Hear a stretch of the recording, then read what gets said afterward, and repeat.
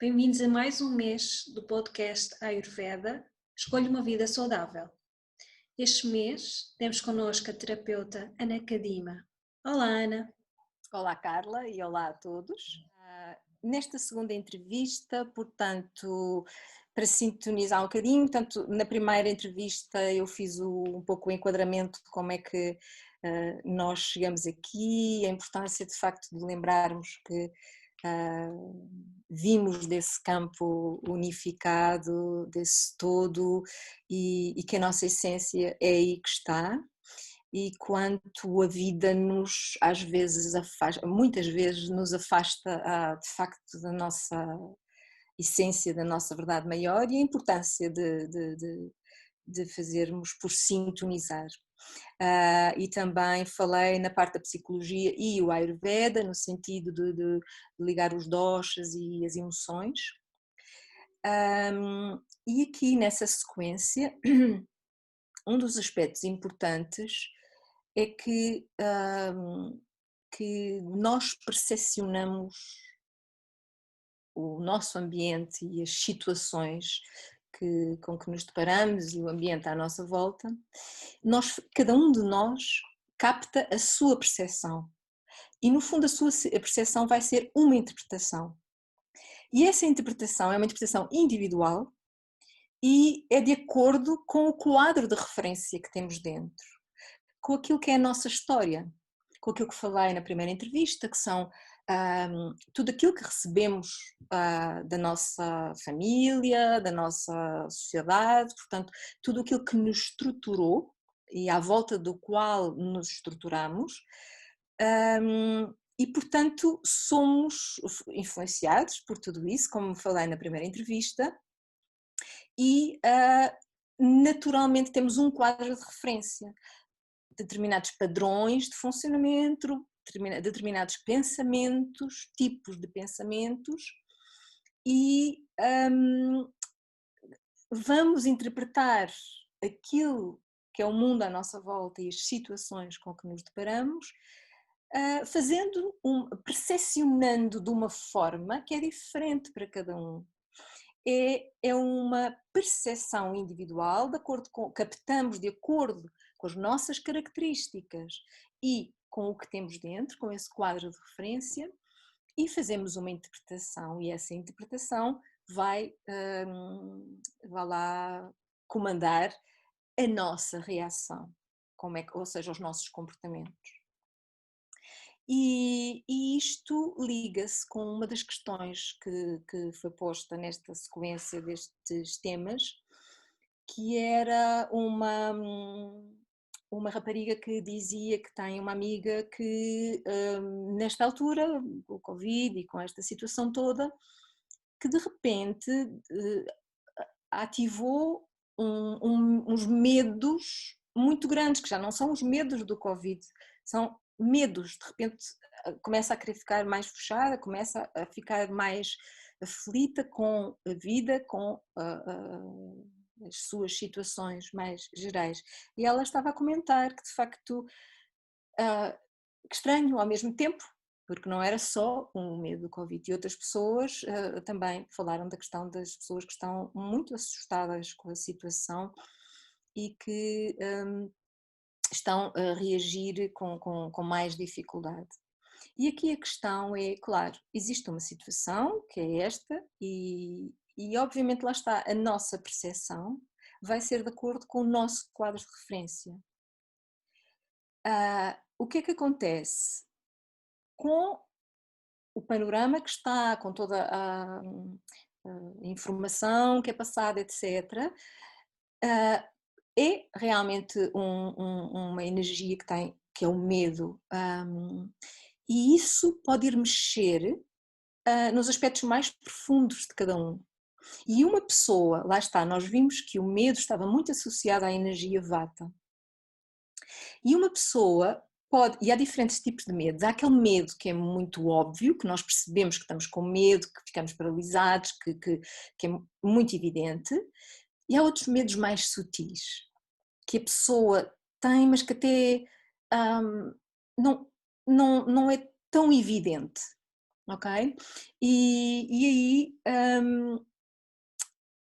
as situações exteriores que se criam, que é um ambiente com ah, alguma pressão, não é? Pronto, ficar fechado em casa, não tocar, não mexer, pronto, toda essa situação pode efetivamente reativar alguns núcleos internos de cada pessoa, ou seja, alguns assuntos que estão lá no seu inconsciente, algumas fragilidades que podem vir ao de cima. Ou seja, a pessoa já não é medo do vírus, é já um medo que ficou generalizado. Entra num campo um pouco mais desequilibrado.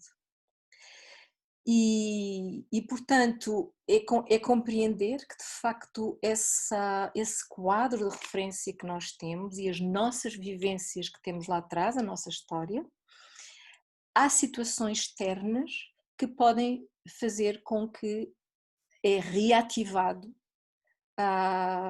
esses conteúdos internos que temos dentro, essas vivências, são reativadas e tomam uma proporção que a pessoa pode nem compreender.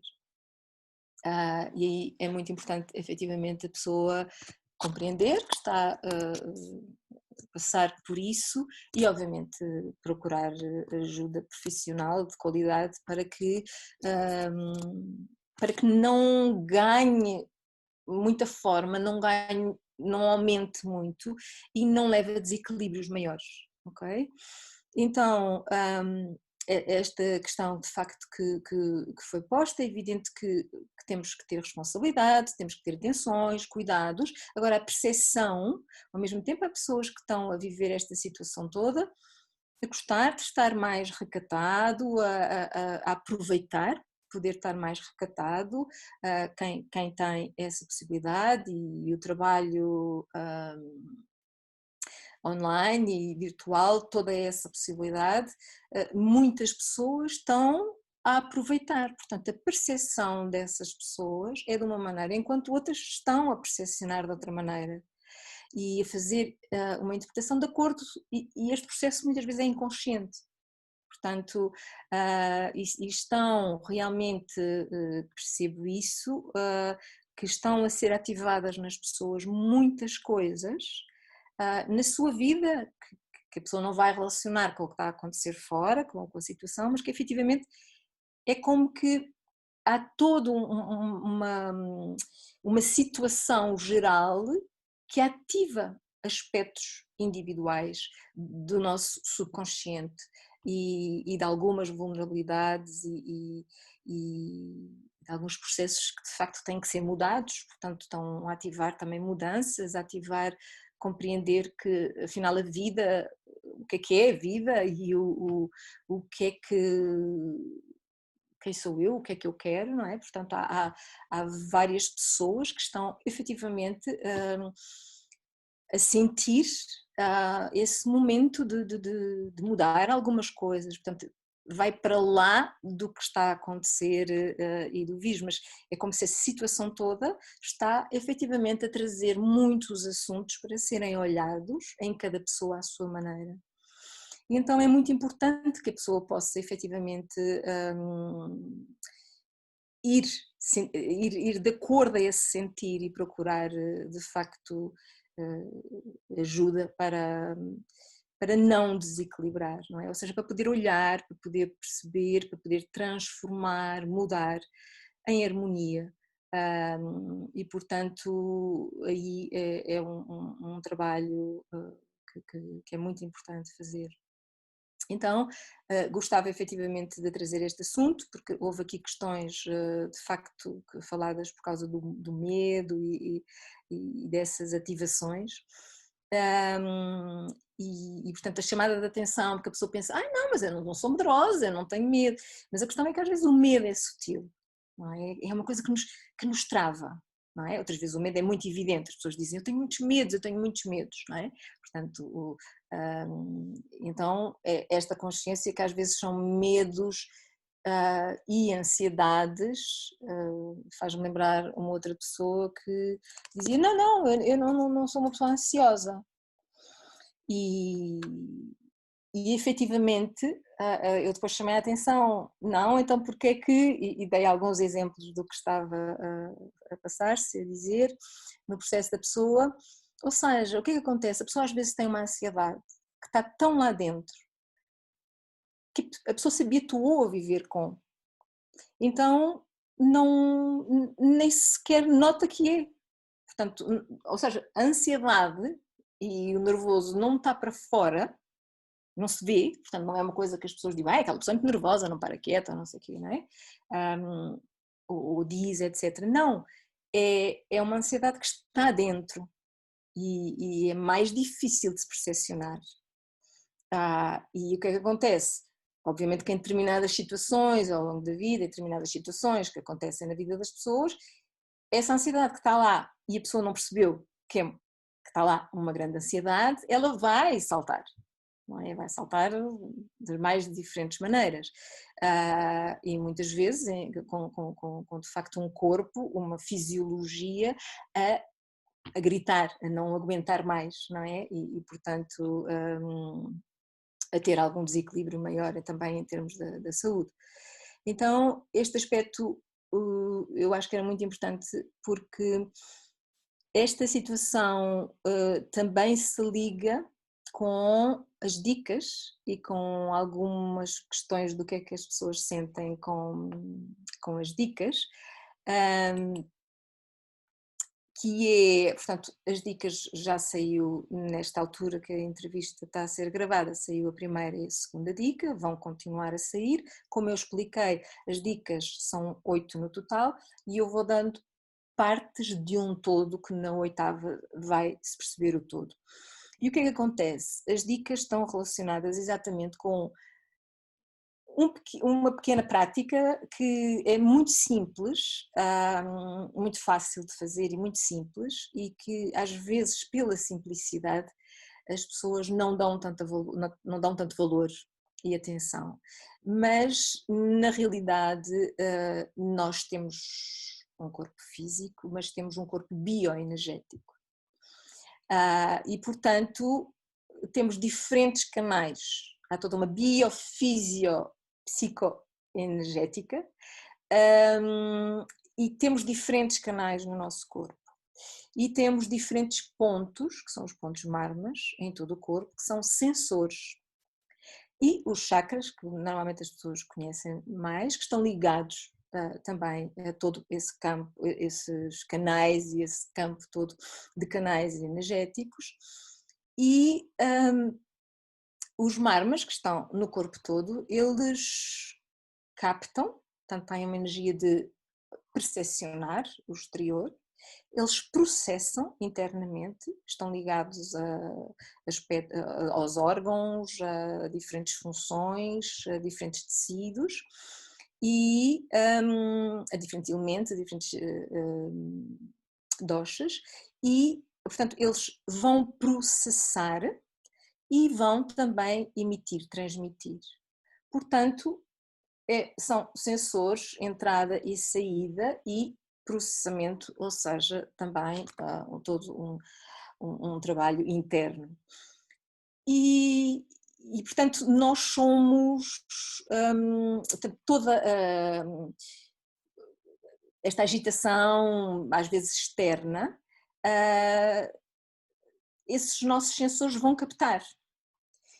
E muitas vezes não conseguem processar harmoniosamente, fazer o metabolismo, não é?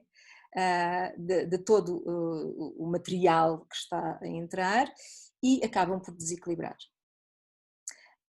E estas dicas têm a ver com isso, no fundo são, através das mãos, posicionarmos só tranquilamente, de facto para fazer, ou seja, para tranquilizar, para fechar um pouco, para ir para dentro, para interiorizar e para ajudar a que o processamento se possa fazer em harmonia.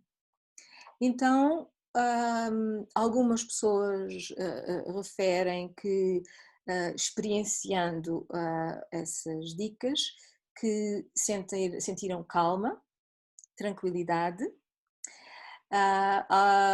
ou algumas pessoas referem que é tipo, quando fazem aquele conjunto, que eu passei na primeira e na segunda, que é assim como se que a pessoa naturalmente faz um respirar, como se fosse assim um libertar, um soltar, um desabafo, um soltar. Portanto, a pessoa com muito simples, da forma como foi passado, efetivamente vai soltar. Então, naturalmente que isto se liga também com o que tivemos aqui a falar agora da percepção. Portanto, esses sensores que temos vão percepcionar o mundo e vão processar de uma determinada forma, que é a forma que a pessoa, que é possível à pessoa, e vão ter uma reação, e uma reação também interna, não é? Então, a importância de facto aquietar, de acalmar. Naturalmente, toda a parte da meditação, do yoga, tudo isso vai ajudar. E toda a fitoterapia também vai ajudar. Mas há também mais estas pequenas coisas que podemos fazer, e reparem, podemos fazer em qualquer sítio que estamos, ir um bocadinho para dentro e, ou seja, não deixar ficar perturbado. Porque a ideia é essa, estão as coisas a acontecer fora e há coisas que estão a acontecer, que estão a ser mais disruptivas, etc. E a pessoa não pode ir atrás pelo cano abaixo, não é? A pessoa tem que manter um equilíbrio para tentar resolver. Há pessoas que estão com situações complicadas que precisam ser resolvidas, obviamente, mas para a ação equilibrada é muito importante ir efetivamente para o centro. E de facto, este tipo de dicas que eu vou dando, vocês podem fazer em qualquer sítio e vai voltar para o centro. E portanto é mais umas práticas que podem ajudar efetivamente a equilibrar. Nesta lógica, gostava de juntar aqui que nós vimos este mundo na sequência da primeira entrevista e nós vimos ser humanos no planeta Terra para experienciar a dualidade, para experienciar a vida na Terra, onde existe dualidade, e o desafio é não ficar preso na dualidade, mas sim transcendê-la. Portanto, e a dualidade é entre prazer e dor. E portanto nós vimos ao mundo, por exemplo, e o bebê nasce e tem fome, se lhe derem alimento, ele vai sentir prazer, satisfação. Se não lhe derem, ele vai sentir dor. Portanto, é esta a dualidade e ao longo da vida é assim que funciona, ok? E portanto isto vai levar que o prazer vai nos levar ao desejo e a dor à frustração. E a nossa história começa aqui, o nosso desenvolvimento psicológico e a nossa evolução espiritual começa aqui, nesta questão entre o desejo e a frustração, ok? E portanto, como eu tinha dito, a nossa percepção do que está a acontecer e a nossa interpretação é que nos vai levar para a dor, para as nossas feridas, ok? E como é que nós conseguimos lidar com a frustração. E portanto, por exemplo, uma pessoa com uma energia mais vata pode reagir à frustração com medo, ansiedade, com procrastinação, ficar ali, como já tinha falado. Uma pessoa mais pita pode reagir à frustração, explodindo, portanto, energia de fogo, impulsividade, zanga, raiva, ok? Portanto, tudo isto está efetivamente ligado e daí esta chamada de atenção para a psicologia e os doshas e todo o nosso comportamento realmente tem aqui uma série de variáveis, não é? E portanto, se de facto estamos condicionados pela nossa percepção da forma como interpretamos a realidade, o importante é trabalhar isso, é trabalhar as nossas emoções, os nossos pensamentos para conseguir olhar de outra forma e conseguir, o que é que vai acontecer? Os desafios vão continuar a acontecer, as dificuldades continuam a acontecer, os desafios cá no planeta Terra de sermos humanos vão continuar a acontecer. A questão é que a forma de nós lidarmos com é que vai harmonizar, desde que nós consigamos harmonizar efetivamente toda a parte emocional e mental, não é? E portanto poder criar uma vida com mais qualidade, e é aí que de facto eu gosto muito de ajudar. Pronto, aqui eu escolho não falar da fitoterapia e etc, que também ajuda bastante, mas é um processo, a fitoterapia é dada de uma forma muito individual, portanto aqui não me fazia sentido estar a falar, não é? Portanto nós depois nas consultas vamos ver a situação toda da pessoa e vamos então prescrever de acordo com toda a realidade que a pessoa está e com todas as variáveis que a pessoa está a apresentar. Pronto, penso que aqui hoje era isto que queria falar, portanto de facto esta elevação da nossa consciência e este trabalho connosco próprios para podermos manifestar, estar cada vez mais equilibrados e cada vez manifestarmos mais aquilo que viemos cá para ser em harmonia e tirar aquilo ir limpando aquilo que bloqueia e aquilo que são os nossos desafios e viemos cá para transcender, para transmutar tudo isso e fazer essa alquimia e portanto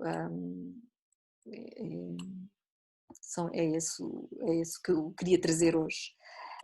Coloco-vos aqui o mail para que vocês possam, como algumas pessoas fizeram, de pôr questões e seja das entrevistas, seja das dicas e assim, como eu fiz hoje, poder integrar algumas questões vossas e apesar de estarmos à distância e online, podemos estar mais próximos, porque vocês me puserem questões ou coisas que vocês gostavam de ouvir que eu comentasse dentro desta linha, ouvir os comentários de alguma coisa, vocês enviem, a melhor forma de chegar até mim é o mail e eu integro, ainda tenho mais 2 entrevistas, portanto posso integrar algumas questões, como por exemplo, como vocês viram hoje, algumas questões que foram postas e que pode ser analisado à luz desta lógica do Ayurveda e a psicologia. Então, espero que pelos vossos mails estejam à vontade, tranquilamente, descontraídamente, podemos fazê-lo. Ok, e terminamos aqui. Muito obrigada, Ana, pela partilha, foi muito interessante. Obrigada Até à eu. próxima entrevista. Exato, até à próxima, obrigada. Namastê. Namastê. Olá a todos!